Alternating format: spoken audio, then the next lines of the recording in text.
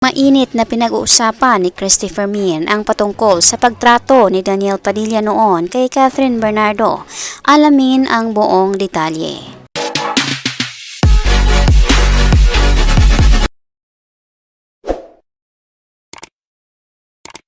Magandang araw mga kaibigan, welcome back to our YouTube channel, Be Truth.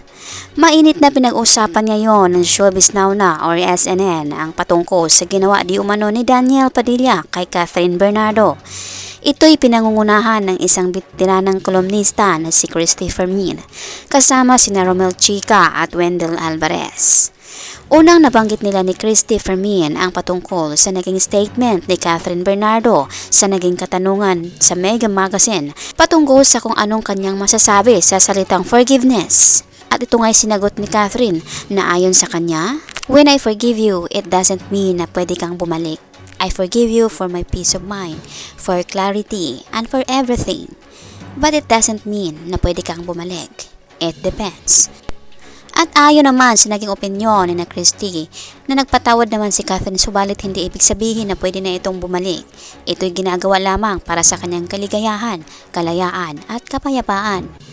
At dito na rin nila nabanggit na may mga video na naglalabasan umano patungkol sa kung ano ang ginawa ni Daniel kay Catherine noon. Sa video na ito, makikita mo na nakasuot sila ng formal. Parang nagagalit o pinagagalitan umano ni Daniel si Catherine na dahil umano ito sa kanyang isinusuot na damit na spaghetti dress. Kaya ayon sa kanilang mensahe, nagagalit umano ang mga nagmamahal na fans ni Catherine dahil sa ginagawa nito ni Daniel Padilla. Nagalit dahil lamang sa sinusuot nito. At heto pa, pangalawang video kung saan pinopromote ni Catherine Bernardo ang Hello, Love, Goodbye. Na ayon sa kanila at kung makikita mo rin sa video na umismid ito o nag-make face si Daniel nang marinig ang salitang Alden Richards. Kaya sigaw ni Christy, "Saan ka ngayon? Asan si Alden?" Isang batang dati nangangarap lamang na iniitsapwera di umano ito. Kaya opinyon nila na wag umanong magsalita ng tapos at magmayabang. Bumaliktad na di umano ang lugar ni na Daniel ngayon at Alden. Dagdag pa ni Christy, hindi umano dapat nauuna ang mga artista sa kayabangan. Dahil kapag nauuna di umano ito at umangat ang paa sa lupa, wala umano itong pupuntahan. Mahirap di umanong makipagsayaw sa hangin. Ayon kay Romel, patungkol sa naging statement ni Catherine, na wala na talaga di umanong pag-asa na magkakabalikan pa ang dalawa, na ayon pa kay Christy, sinasaraduhan na ito ng pintuan. At kitang-kita naman umano sa nangyayari ngayon ni Catherine na nag-i-enjoy ito, lalo na sa kanyang birthday celebration. Ito na di umano ang pinakamasayang birthday celebration dahil wala nang nagbabantay sa bawat hakbang nito. Ang dami di umano kasing bawal pagdating sa suotan para itong binabantayan. Kaya tingin nila ngayon kay Catherine na parang umanong ibon na nakawala sa hawla. Ayon sa kanila, okay naman umano ang magiging protective, wag lang di umanong sumobra. Dagdag pa rito, ang inaakala umano ni Daniel na hawak niyang star ay habang buhay niya itong madadala.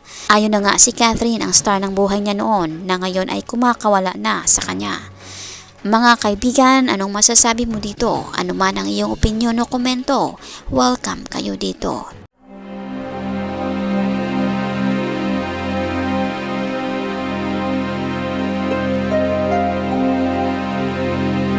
By the way mga kaibigan, mag-shoutout na naman po tayo sa mga latest or newest comment ng aming minamahal na viewers. Malakas ang shoutout po kina Merlita Barredo. Malakas ang shoutout to Lenny Banting. Malakas ang shoutout kay Hisham Makasulong. Malakas ang shoutout kay Lilibeth Ayuban. At malakas ang shoutout kay Monica Archer.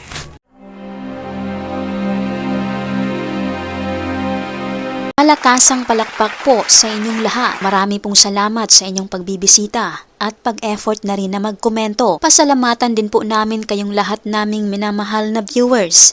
Nag-comment man po kayo o hindi, na-appreciate po namin ang inyong pagbibisita.